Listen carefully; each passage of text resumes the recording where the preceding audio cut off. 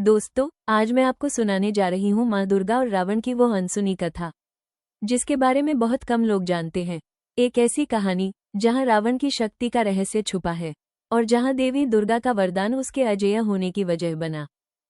कथा शुरू होती है हिमालय की घोर तपोभूमि से, जहाँ रावण वर्षों तक कठोर तप कर रहा था। उसकी इच्छा थी माँ शक्ति स्वयं मेरे सामने प्रकट हो। दिन बीतते गए, ऋषि मुनि उसकी साधना देखकर चकित थे।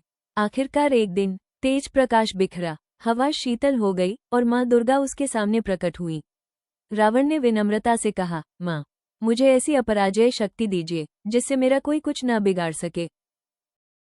कठोर साधना, उसकी भक्ति और उसका दृढ़ निश्चय देखकर माँ दुर्गा प्रसन्न हुई। देवी बोली, रावण, जब तक तुम धर्म की मर्यादा का पालन करोगे, मेरी शक्ति तुम्हारी रक्षा करेगी। यही वो वरदान था जिसने रावण को देवताओं तक से अजेय बना दिया।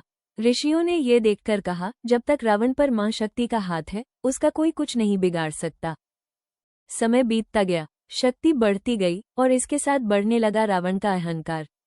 वो कहने लगा, माँ दुर्गा की कृपा मेरे साथ है, मुझे कोई हरा नहीं सकता। देवता भी जानते थे कि रावण को हराने के लिए पहले उसकी शक्ति का स्रोत, दुर्गा का आशीर्वाद, हटाना जरूरी था। परंतु ये कैसे होगा, यही एक बड़ा प्रश्न था। युद्ध से पहले स्वयं भगवान श्रीराम के सामने भी यही चुनौती थी। ऋषियों ने उन्हें बताया, प्रभु, रावण पर माँ दुर्गा की कृपा है। अगर आपको विजय चाहिए तो पहले आपको भी शक्ति की उपासना करनी होगी। राम ने 108 कमल चढ़ाकर माँ दुर्गा की पूजा शुरू की, लेकिन आखिरी क्षण में एक कमल कम पड़ गया। तब राम ने अपना नेत्र अर्पित करने का संकल्प किया। माँ दुर्गा तुरंत प्रकट हुई और बोली, राम, तुम्हारी भक्ति से मैं प्रसन्न हूँ।